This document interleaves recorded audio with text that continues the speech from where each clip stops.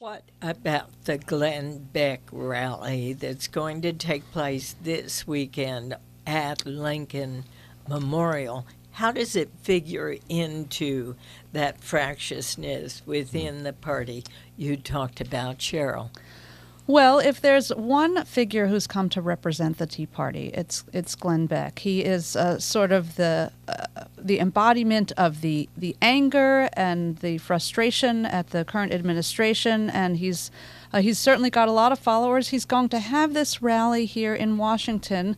Coincidentally, he says, on the anniversary of Martin Luther King Jr.'s I Have a Dream speech in the same place at the Lincoln Memorial. So this will expose the divisions that we're seeing in the country over issues of race and political philosophy in a very stark and televised way. I can't imagine that it won't be a divisive affair, if only because liberals and Democrats will react so viscerally against it. Now, we'll see how many people Glenn Beck manages to rally to Washington. He's predicting 100,000. They've got a permit for 300,000. I think he'll get a pretty big crowd.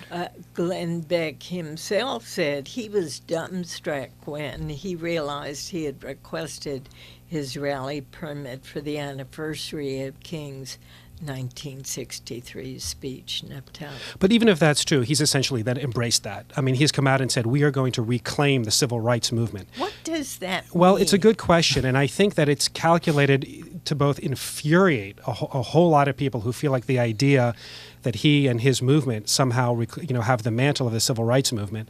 But it also sends a message to the people who support him and who follow him that they're the real civil rights people now, that the traditional civil rights movement has somehow gone awry and no longer represents the people that it purports to. It was a very provocative thing to say, and I think it doesn't even matter whether it was a coincidence anymore, because he is now sort of celebrating the fact that it's on the same day and in the same place as that famous speech. He said something to the effect that white people do not own Abraham Lincoln and black people do not own Martin Luther King.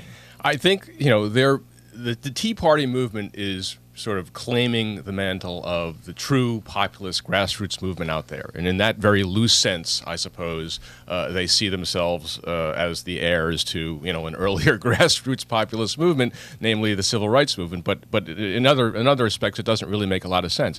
The very theme of this rally, I think, is indicative of just how divisive the Republican Party and the conservative movement continue to be.